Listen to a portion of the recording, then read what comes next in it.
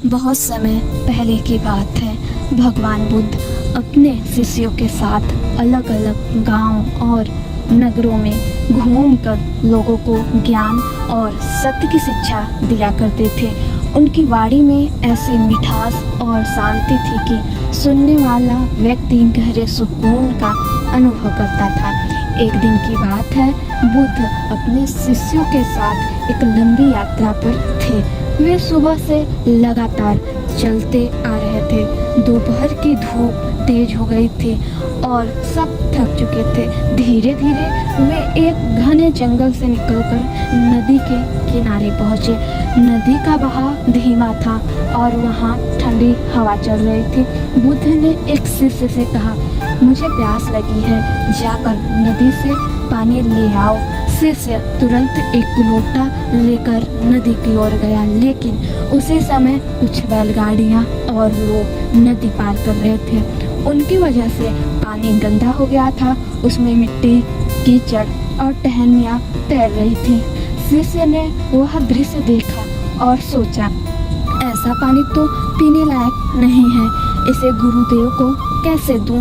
वह वापस आया और विनम्रता से बोला, गुरुदेव, पानी तो बहुत गंदा है, उसमें कीचड़ और कचरा मिला हुआ है, मैं आपको यह पानी नहीं पिला सकता। बुद्ध ने मुस्कुराकर कहा, कोई बात नहीं, थोड़ा समय प्रतीक्षा करो।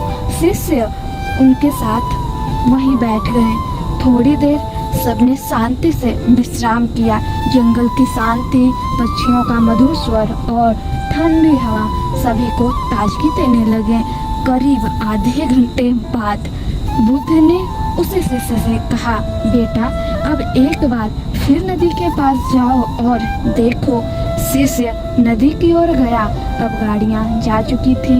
नदी का पानी पहले जैसा उफान नहीं मार रहा था। कीचड़ धीरे धीरे नीचे बैठ गया था और पानी ऊपर से बिल्कुल साफ और निर्मल दिखाई दे रहा था। उसने लोटा भरकर गुरु को दिया।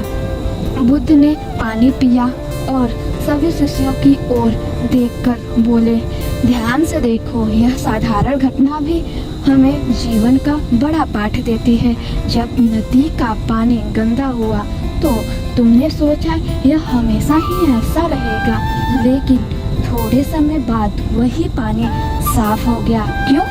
क्योंकि उसे शांति मिली, उसे खुद को स्थिर करने का समय मिला।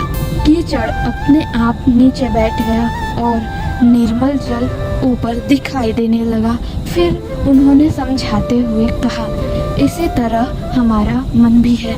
जब क्रोध, दुख, लालच, ईर्ष्या या किसी अपमान से मन विचलित हो जाता है तो वह गंदे पानी की तरह हो जाता है।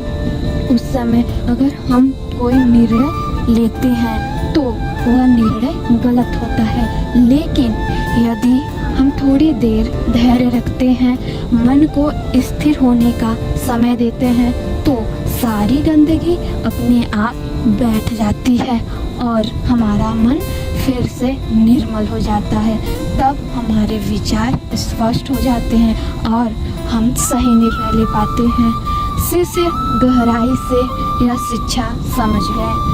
वे जान गए कि जीवन में केवल मेहनत और संघर्ष ही नहीं, बल्कि धैर्य और शांति भी उतने ही आवश्यक है।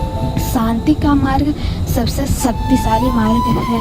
जो व्यक्ति अपने मन को शांत करना सीख लेता है, संसार में उससे बड़ा विजेता कोई नहीं। शिष्य इस शिक्षा को अपने हृदय में संजो कर जीवन भर उसका पालन करते रहे।